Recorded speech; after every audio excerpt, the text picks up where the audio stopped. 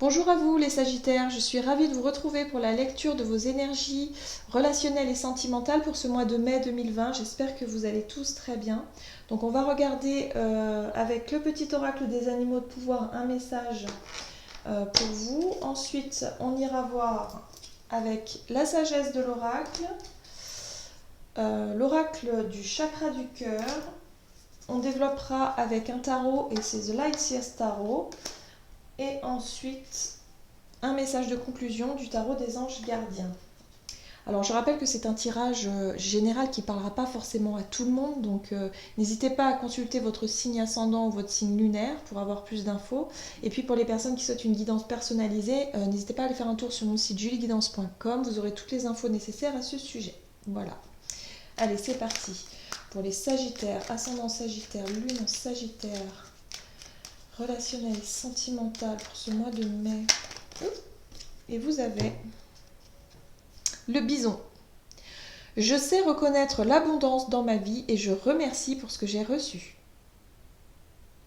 Voilà, donc là, ça résume un petit peu, on va dire, la couleur de votre mois de mai. Donc il y a vraiment l'idée de se sentir comblé quelque part, de se sentir, de s'apercevoir que finalement, au niveau relationnel et sentimental, vous vous sentez plutôt bien. Et quelque part, vous le reconnaissez et voilà, vous remerciez pour ça. Voilà. Donc ça, c'est plutôt chouette. On va voir maintenant, avec la sagesse de l'oracle, pour vous, les Sagittaires, ascendant Sagittaire, lune en Sagittaire. Hop là, imagination.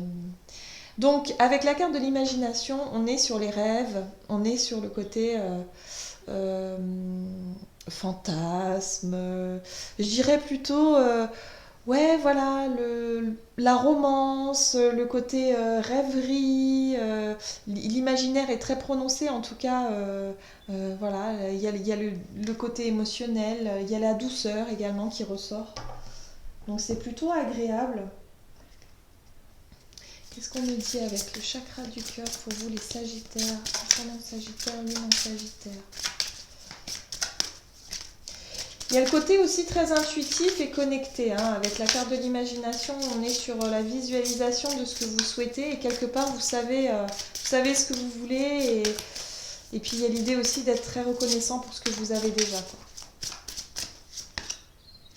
Ah, peut-être que pour certains il est question de déménagement, de changement, de nouveauté, euh, peut-être un déplacement, quelque chose en rapport avec le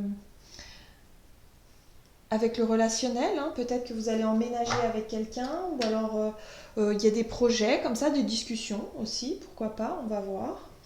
Hop, c'est chouette.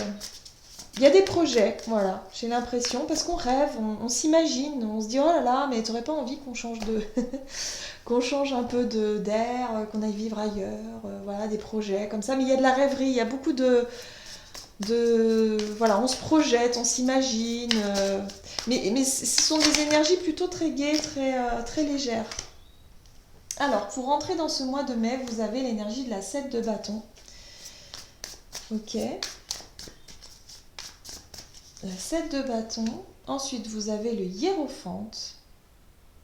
D'accord.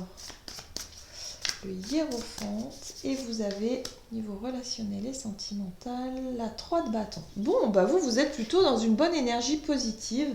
La 7 de bâton nous parle effectivement de se retrouver dans sa bulle. On voit bien ici, elle a une bulle de protection. Alors, se retrouver dans sa bulle, dans son monde, mais quelque part dans le monde de votre idéal, hein. Le côté imaginaire nous parle de monde idéal. Et quelque part de savoir comment vous protéger, on va dire, de ce qui pourrait éventuellement vous atteindre, éventuellement de la déception ou quelque chose comme ça qui pourrait déstabiliser votre vie de couple ou vos rêves d'une certaine façon. Donc vous vous sentez plutôt bien. Avec le hiérophante, c'est comme si quelque part vous avez réussi à savoir ce que vous souhaitez. Oui, quel est votre idéal, votre vie de couple idéal, euh, ce que vous souhaitez, ce que vous ne voulez pas. Vous êtes dans une énergie vraiment de cheminement intime et personnel qui est plutôt positif ici, hein.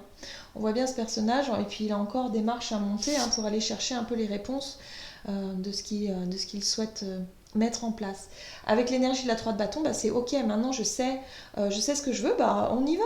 Voilà, tout simplement, on y va. Et ça, c'est les projets aussi, hein, c'est le fait effectivement d'avoir rêvé certaines choses, d'avoir envie de bouger, de changer de ville, de déménager, ou d'être sur... ouais, l'idée de voyage, mais là, il y a vraiment l'idée de déménagement, c'est quand même assez marqué, hein. En tout cas, ça avance, ça avance. Vous êtes dans une démarche, dans des démarches qui avancent. Alors, on va voir quels sont les conseils pour vous au niveau relationnel et sentimental pour ce mois de mai. Qu'est-ce qu'on vous invite à faire? Donc, à 10 d'épée, il nous parle de fin de cycle, du changement. D'accord. Il y a quelque chose qui bouge, hein. Énergétiquement. On est sur la roue de la fortune. On vous invite à... Oh, la lune.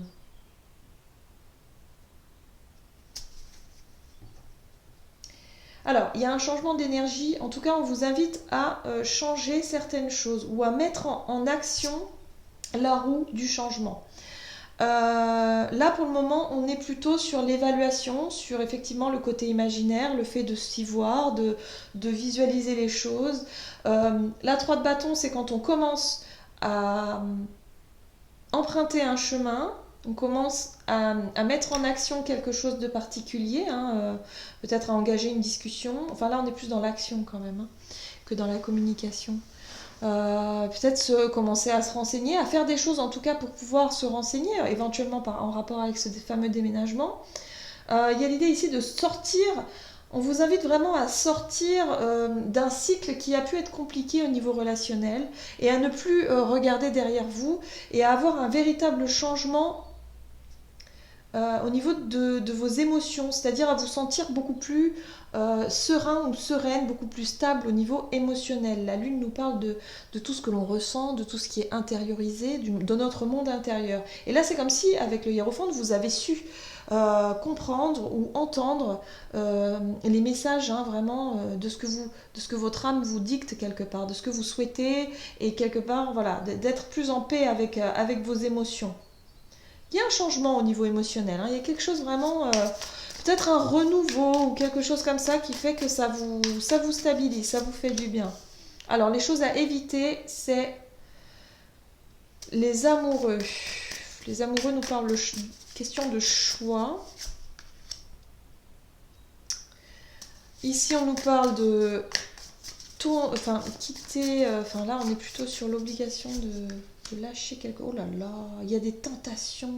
Bon, alors, ici, avec le diable, on nous parle effectivement d'être tenté, de partir quelque part et de ne pas affronter votre côté émotionnel, d'être plutôt dans la fuite. Voilà. La 6 d'épée nous parle de fuite en avant et quelque part, le problème n'est pas résolu. Et ça, vous allez être tenté de faire ça. Peut-être que le fait de s'engager avec quelqu'un, d'aller vivre avec quelqu'un, ou de vouloir, ou peut-être d'avoir un projet de partir, ou... Il y a vraiment le côté imaginaire d'évasion, hein, un petit peu chez vous, je sens aussi.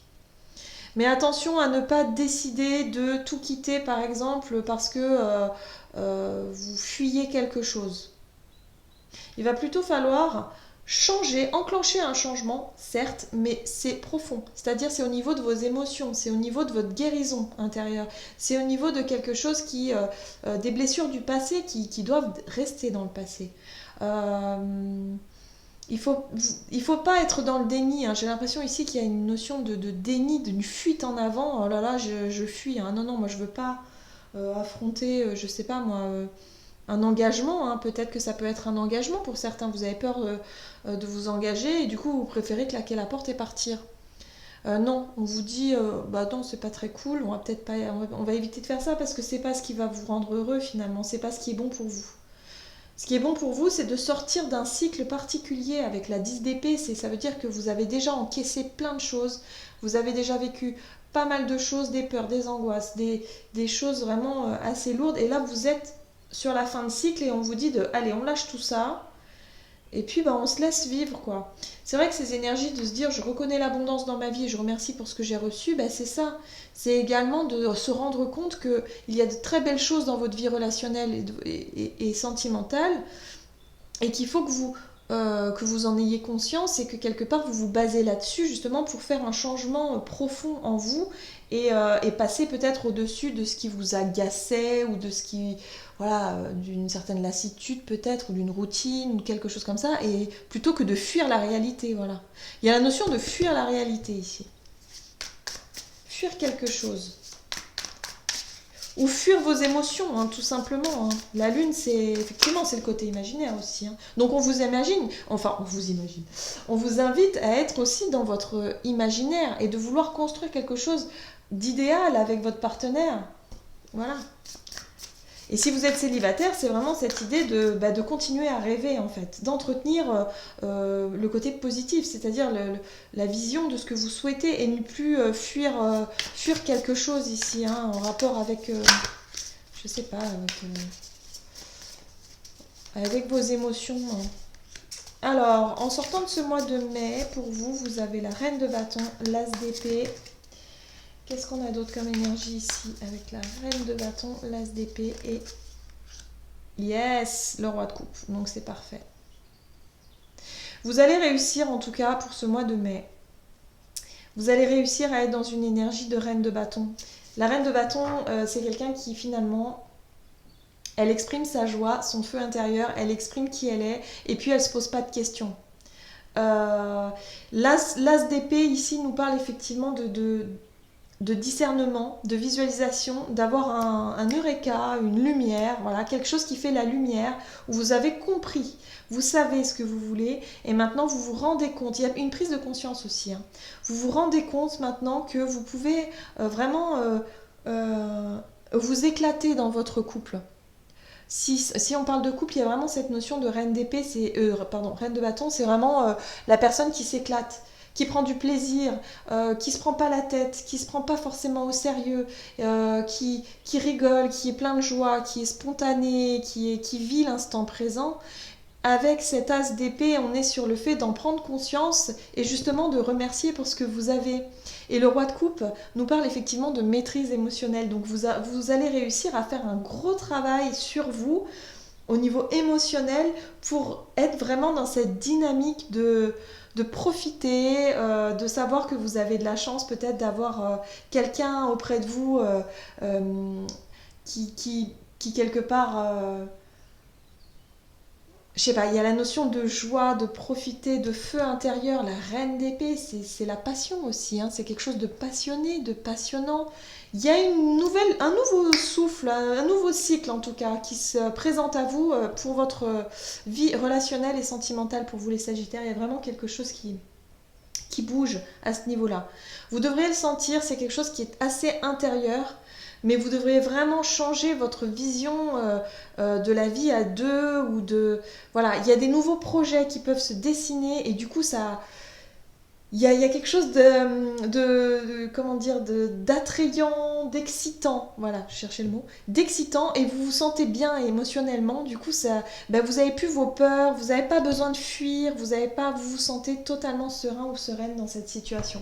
Donc ça, c'est très très positif. Franchement, votre mois de mai relationnel, il est chouette, hein. Il est chouette. Ce tirage est quand même très positif. Vous allez vraiment faire... Il y a la prise de conscience, il y a une compréhension, il y a une nouvelle vision et vous allez vous sentir beaucoup plus épanoui dans ce domaine-là. Ok. Qu'est-ce qu'on nous dit pour vous les Sagittaires, ascendant Sagittaire, lune en Sagittaire.